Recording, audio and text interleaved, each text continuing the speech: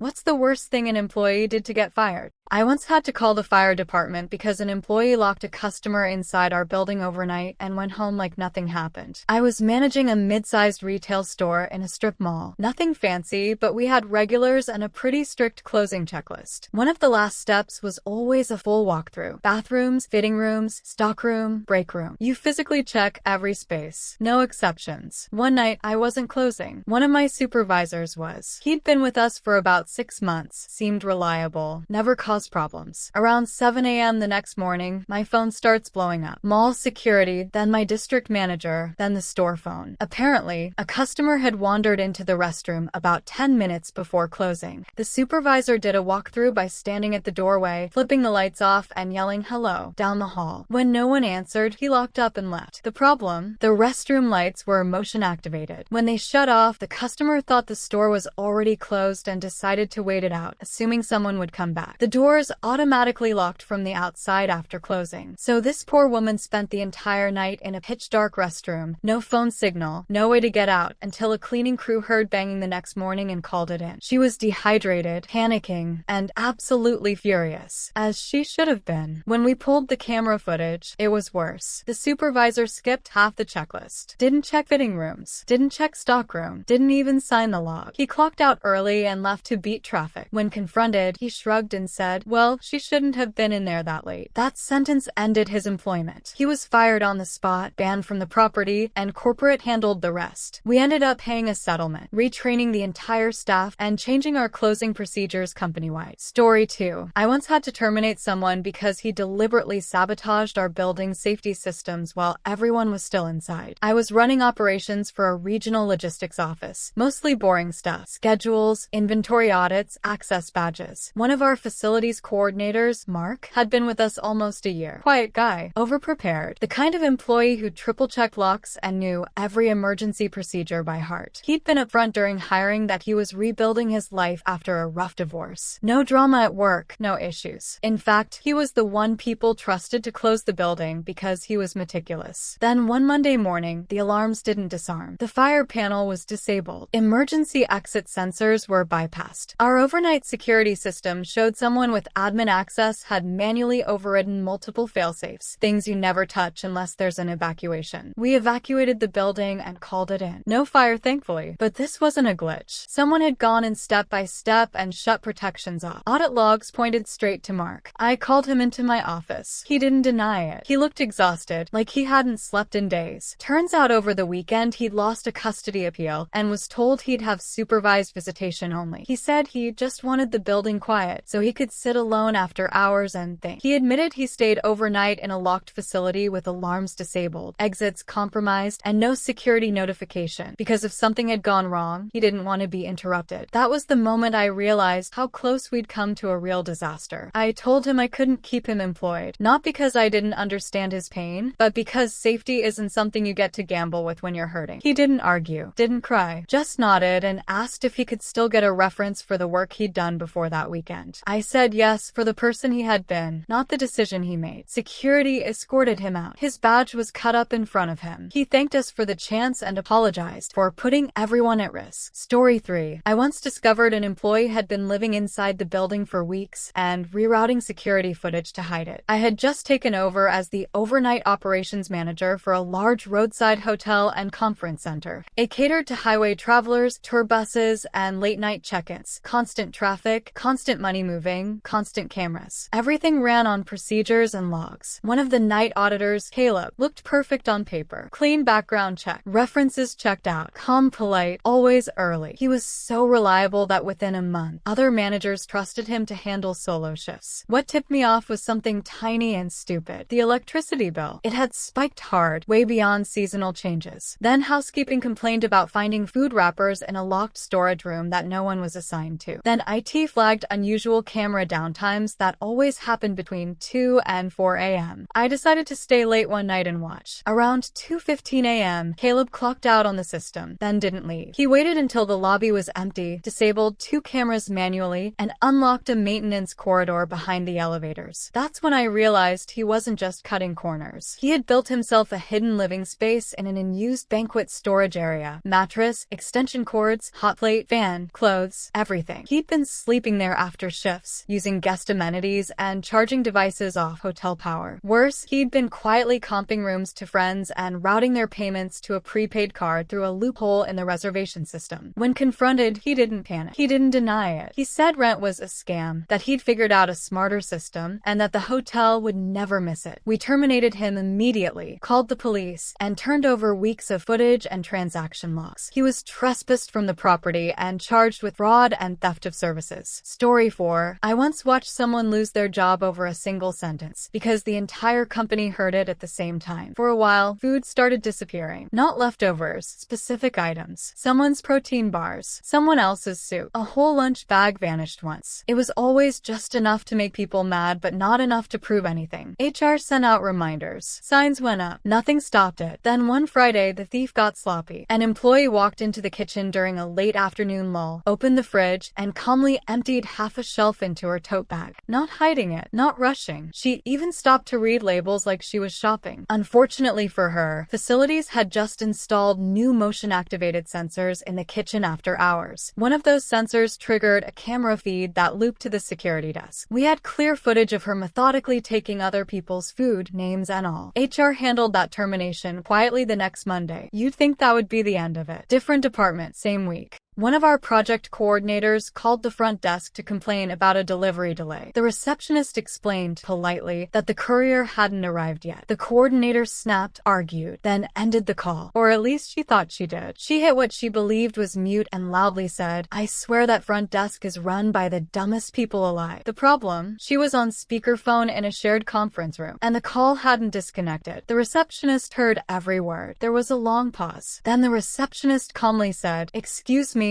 That silence afterward was unreal. HR didn't even need to investigate much. The call was recorded. There were witnesses in the room, and the coordinator doubled down instead of apologizing. 2 people fired in the same week. One for quietly stealing lunches for months, and one for a single sentence she assumed no one would hear. Story 5. I once had to shut down an entire operation because an employee decided to test gravity and company equipment at the same time. One of our overnight leads, Aaron, had been there a few years. No write-ups, no drama. The kind of guy who knew the flow so well he barely needed supervision. People trusted him, which is why what happened hit so hard. Around 3 a.m., during a slow window, someone dared him to do something stupid. We had these massive rolling conveyor platforms, elevated, motorized, and absolutely not meant to be ridden. They were clearly labeled, locked unless authorized, and tied into our safety system. Aaron overrode the lock. He climbed onto the conveyor, standing upright, and told a group of employees he was going to surf it across the floor to prove how stable it was. Phones came out. People laughed. No one thought he'd actually do it. He did. The platform lurched, clipped a pallet corner, and tipped just enough to send him flying. He hit the concrete hard, head first. Missed a steel support beam by inches. If he'd hit it, he would have been dead. Everything stopped instantly. EMS was called. Corporate was notified. OSHA too. Aaron survived, but with a concussion, a broken arm, and a lifetime ban from the facility. Once the investigation finished, it turned out he'd disabled 3 safety interlocks and encouraged others to film it. That alone would have been enough. What sealed it was this. When questioned later, he said he thought it would be good for morale. He was terminated before he was even released from the hospital. Story 6. I once had to fire someone because he believed our office printer was sending reports directly to the government and tried to expose it during a client call. This was my first management role at a fairly boring insurance company. Cubicles, beige carpet, coffee that tasted like regret. We processed claims. That's it. No secrets, no mystery, no drama. Except for Evan. Evan was new, ambitious, and deeply convinced that he was meant for something bigger. From day one, he kept asking about advanced departments and off-the-books work. He was obsessed with our fraud unit, not because of the investigations, but because he was sure it was a covert intelligence group. He'd whisper things like, "They don't advertise those roles," or "If you're good enough, they find you." We laughed it off as quirky enthusiasm. Mistake number 1. Over time, his behavior escalated. He stopped using email for internal communication because he believed it was monitored. He covered his webcam with tape. He unplugged his desk phone and started using his personal cell, saying the lines were dirty. Then he started keeping notes. Pages of them. Names of coworkers. Shift patterns. Who talked to who. He once asked me if I thought the cleaning crew came in just to clean. The breaking point came during a recorded call with a policyholder. Mid-conversation, Evan suddenly stopped reading the script and said, completely calmly, "I can't discuss that that while surveillance equipment is active, the customer was confused. I was frozen. Evan then stood up, pointed at the office printer, and said, "That device has a listening module. You can't tell me otherwise." On a recorded line with a client. I cut the call, escorted him into a conference room, and asked him to explain. He insisted the fraud unit was testing him, that this was part of the process, that if he stayed compliant, he'd be recruited. HR was called immediately. When security reviewed his workstation, they found he'd tried to open network panels, labeled cables with handwritten codes, and attempted to access restricted employee files to see who was real. He wasn't fired for poor performance. He wasn't fired for policy violations. Story 7. I once watched a top performer destroy his career because he tried to sell our own company back to us through a fake middleman. I was part of leadership at a manufacturing firm that handled large-scale contracts, long timelines, serious money, lots of compliance. One of our senior account managers, Ryan, was untouchable on paper. Huge clients, perfect numbers. Everyone assumed he was destined for an executive role. Then he brought us a non-negotiable requirement from a major client. According to him, the customer insisted we work through a newly formed consulting partner to streamline coordination. He stressed that if we didn't move fast, we'd lose the deal. 7 figures on the line. Pressure everywhere. Company policy required vetting any third-party partner, so compliance did a deep dive. Not the quick check, full forensic level review. Nothing obvious at first. Clean website, professional branding, generic leadership bios. But when legal pushed further, they found the corporate registration was intentionally layered through multiple shell filings. That's when it unraveled. The consultant's mailing address traced back to a private mailbox Ryan had rented. The business bank account had a shared emergency contact with his last name. And the LLC's original filing documents? Digitally signed from the same IP address Ryan used for his work laptop. He hadn't looped in a family member or friend this time. He'd set it up entirely himself, assuming no one would look past the surface. When confronted, he didn't deny it. He argued that he was adding value and that the company would still profit, just less. He genuinely thought the issue was disclosure, not deception. HR terminated him that afternoon. His accounts were reassigned. The client was never told the real story. Leadership absorbed the embarrassment quietly. Story 8. I once had an employee casually confess to something so wildly inappropriate that I thought he was joking, until he clocked out and vanished. One afternoon during a rush, he asked to speak to me real quick. We stepped into the back office, and he looked oddly calm. No nerves, no panic. He said, verbatim, "Hey, just so you know, I was messing around with someone in one of the fitting rooms. I think we're good though." I stared at him, waiting for the punchline. There wasn't one. Before I could even process what he'd said, or ask who, when, or why, he added, "Anyway, I'm heading out," set his badge on the desk, and walked out the back door. Didn't wait to be fired. Didn't argue. Didn't apologize. Just left. Corporate investigated, obviously. We reviewed footage. Nothing explicit was caught on camera, but enough context was there to confirm it absolutely happened. Because he quit on the spot, HR advised us not to pursue termination paperwork beyond documenting voluntary separation. Weeks later, we got a notice from unemployment. He was claiming he'd been unfairly let go and that no one had clearly explained company policy. The only reason the claim was denied was because I never fired him.